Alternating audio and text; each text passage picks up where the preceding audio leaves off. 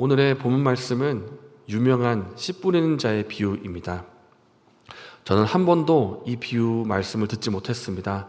하는 사람이 없을 정도로 우리 모두가 다 한 번은 들었을 것이라 생각이 되는데요.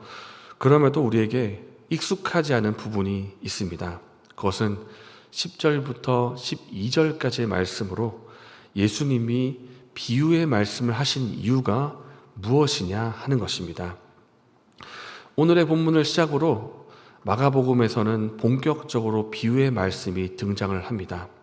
마치 예수님께서 작정이라도 하신 듯이 계속해서 비유 말씀이 나오는데 보통 우리가 비유라고 하면 표현하고자 하는 그 뜻을 더 정확히 나타내거나 더 상대방에게 와닿도록 나타내기 위해서 하는 것이 비유의 말씀인데, 그런데 예수님은 이 비유를 표현이 와닿도록 하기 위한 목적이 아닙니다. 예수님이 비유로 하시는 그 말씀의 목적이 무엇인가? 11절과 12절 말씀에 나와 있는데 함께 11절과 12절의 말씀을 읽겠습니다. 이르시되 하나님 나라의 비밀을 너에게는 주었으나 외인에게는 모든 것을 비유로 하시니 이는 그들이 보기는 보아도 알지 못하며 듣기는 들어도 깨닫지 못하게 하여 돌이켜 죄사함을 얻지 못하게 하려 함이라 하시고, 예수님께서 줄곧 비유로 말씀을 하시는 이유가 무엇인가? 그 이유를 살펴보니 그들이 보기는 보아도 알지 못하며 듣기는 들어도 깨닫지 못하게 하기 위해서라고 합니다. 돌이켜서 죄사함 얻지 못하게 하기 위해서 비유로 말씀하신다는 것입니다. 듣기는 들어도 깨닫지 못하게 하라. 이 말씀은 이사야 6장에 하나님께서 이사야를 선지자로 부르실 때 말씀을 전한 선지자로 부르시면서 하신 말씀이기도 합니다. 어떻게 들으면 듣지 못하게 하고 깨닫지 못하게 해서 그들로 구원을 받지 못하도록 그냥 문을 닫아버려라, 이런 뜻으로 느껴지기도 하는데, 예수님께서는 비유로 하신 이유가 정말로 아무도 깨닫지 못하게 하기 위해서, 아무도 깨닫지 못해서 그 누구도 구원받지 못하게 하기 위해서 일부러 내용을 꼬아가지고 비유로 말씀하시는 것인가 하는 것입니다.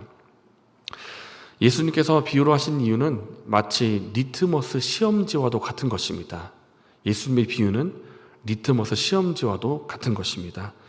리트머스 시험지가 이런 것이지 않습니까?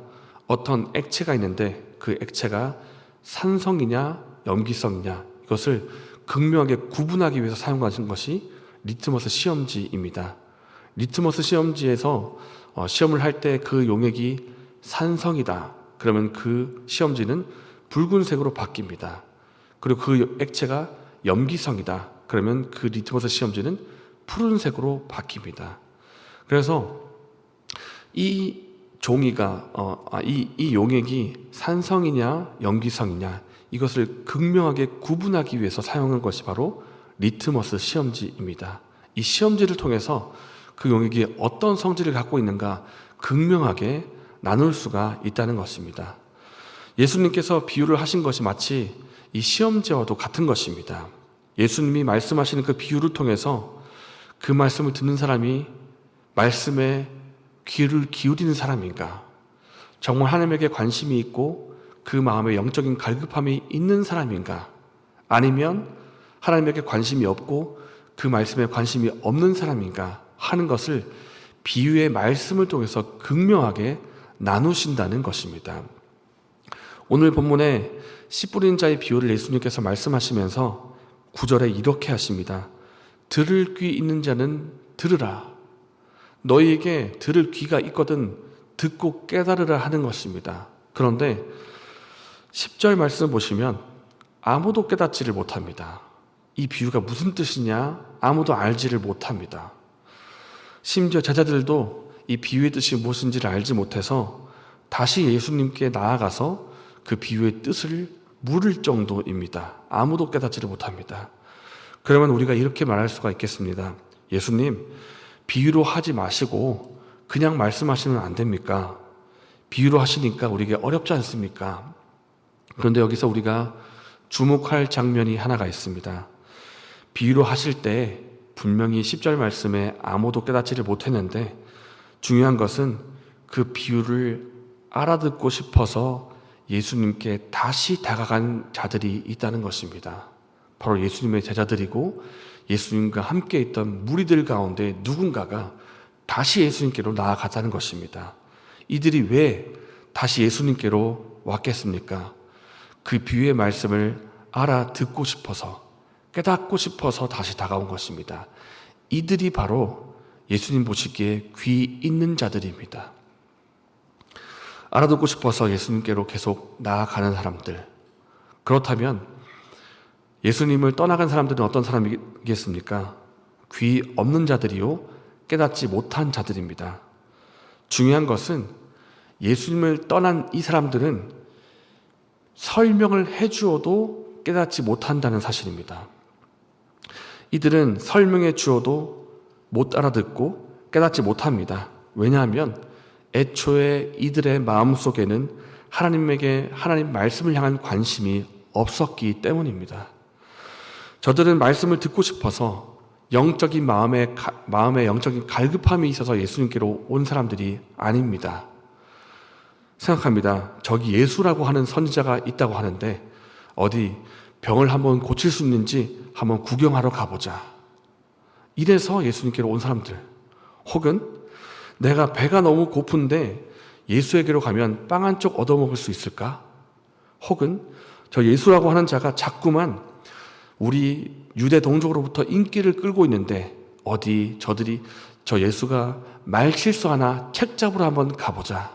이런 목적으로 온 사람들. 그렇기 때문에 이런 마음의 의도가 가지고 예수님께로 왔기 때문에 관심이 하나님에게 있는 것이 아니고 예수님의 말씀에 있지도 않은 것입니다. 그래서 비유를 하든지 설명을 하든지 저들은 알아듣지 못합니다. 애초에 말씀에 관심이 없기 때문입니다.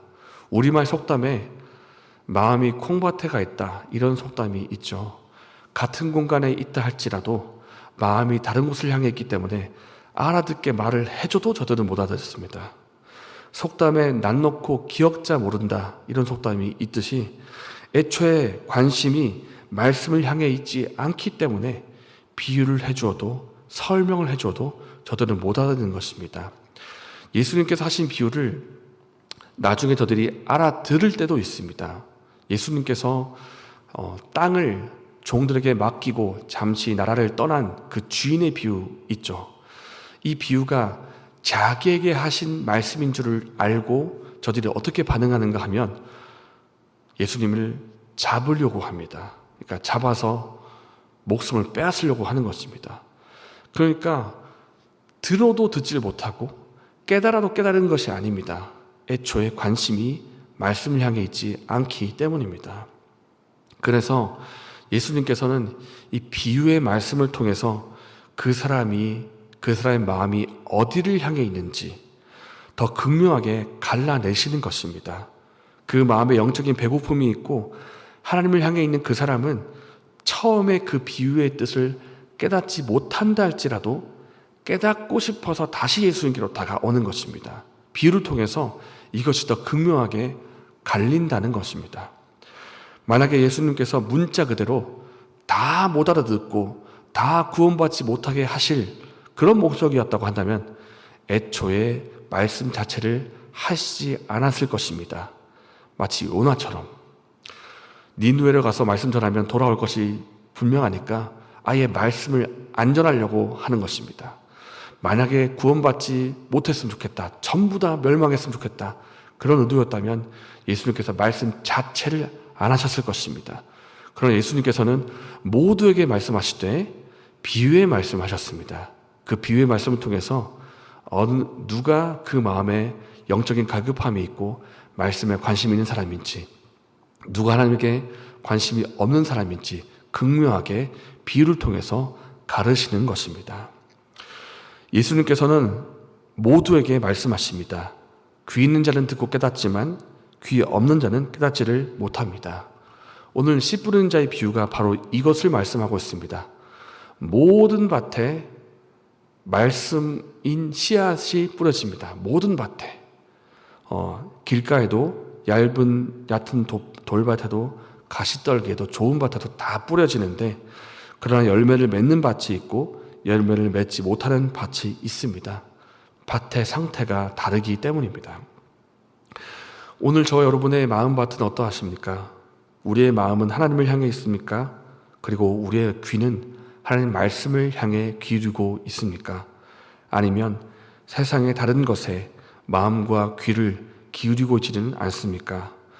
하나님께서 오늘 저와 여러분의 마음밭을 새롭게 달라고 기도하시면 좋겠습니다.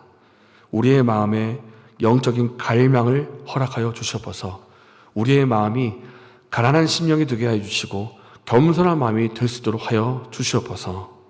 우리의 마음이 주님을 향하고 그 말씀에 귀를 기울일 때에 우리는 그 말씀을 듣고 깨닫게 될 것입니다. 그리고 그 말씀에 대하여 열매를 맺게 될 것입니다. 이런 은혜가 저와 여러분에게 있기를 바랍니다. 이 시간 말씀을 생각하며 기도하겠습니다. 하나님, 우리의 마음밭을 새롭게 하여 주시옵소서. 다른 것을 향해 있었던 우리의 마음을 새롭게 해주시고 말씀을 듣고 깨달으며 열매 맺을 수 있도록 도와주시옵소서. 이렇게 기도하시고 개인적인 제목으로 기도하신 후에 자유롭게 돌아가시겠습니다.